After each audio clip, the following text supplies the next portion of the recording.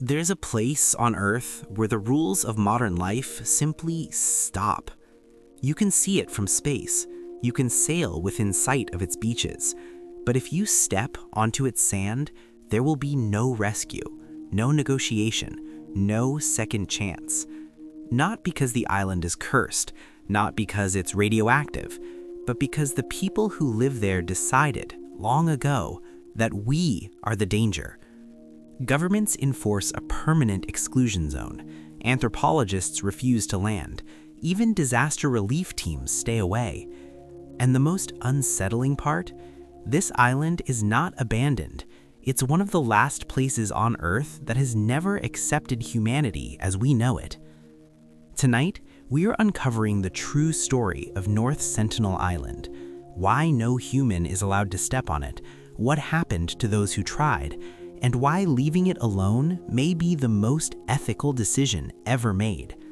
Stay until the end, because the final reason this island is closed changes how you see exploration forever.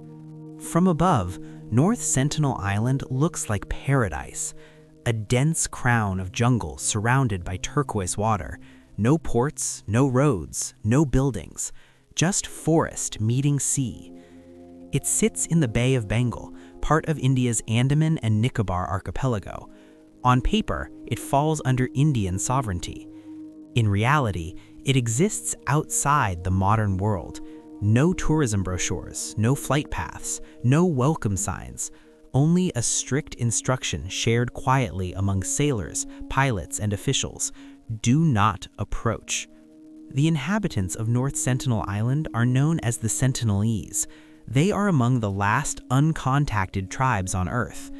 Genetic and anthropological evidence suggests their ancestors arrived more than 60,000 years ago during early human migrations out of Africa.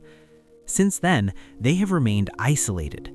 No written records, no agriculture as we define it, no permanent settlements visible from the air.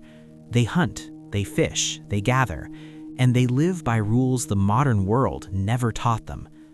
Population estimates range from 50 to 200 people. No one knows the exact number. No one knows their language. No one knows their beliefs, because no one is allowed to ask. The first documented encounter came in the late 1800s. A British colonial officer, Maurice Vidal Portman, decided the island needed to be studied. He landed with armed guards, captured several Sentinelese. 2 elderly adults died soon after, likely from illnesses carried unknowingly by the outsiders. The children were returned. To the Sentinelese, the lesson was unmistakable. Outsiders bring death. From that moment on, every interaction with the outside world would be shaped by that memory. To the modern eye, the Sentinelese appear hostile, but hostility isn't the point. Survival is. The Sentinelese have no immunity to common diseases. A single cold virus could devastate their entire population. What looks like aggression is actually a defensive barrier, a way to say, we cannot contact. When helicopters pass overhead, arrows are raised. When boats drift too close, spears appear on the shore, not as a threat, as a warning. In the mid-20th century, Indian authorities tried a gentler approach. Instead of force, they offered gifts: coconuts, tools, fishing equipment. The items were left on the beach, sometimes taken, sometimes ignored, sometimes destroyed. Encounters were brief, silent, and always ended the same way, with distance. Eventually, the attempts stopped. Most of human history is defined by expansion, exploration, contact. North Sentinel Island forced a different choice. India implemented a complete exclusion zone. Travel within several kilometers of the island became illegal. No research landings, no tourism, no missionary work.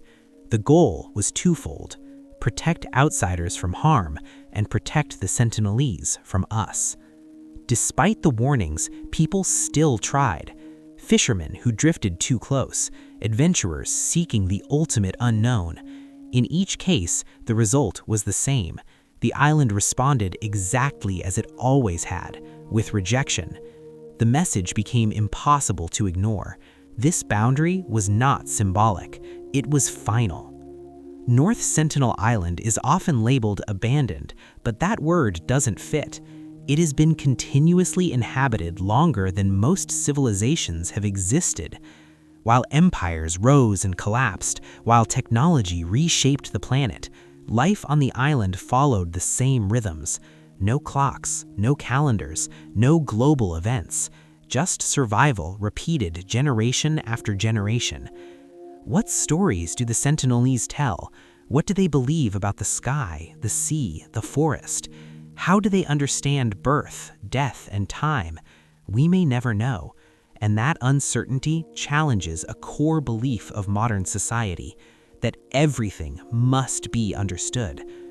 North Sentinel Island forces an uncomfortable reflection. Is exploration always good? Is knowledge always worth the cost? Or are there places where respect means restraint?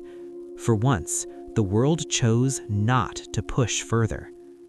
In an age of satellites and instant access, North Sentinel Island remains unreachable, not because it is empty, but because it's alive. Some places weren't lost to time, they were protected from it. If you want more stories about places the world can't touch, subscribe, because some coordinates are forbidden for a reason.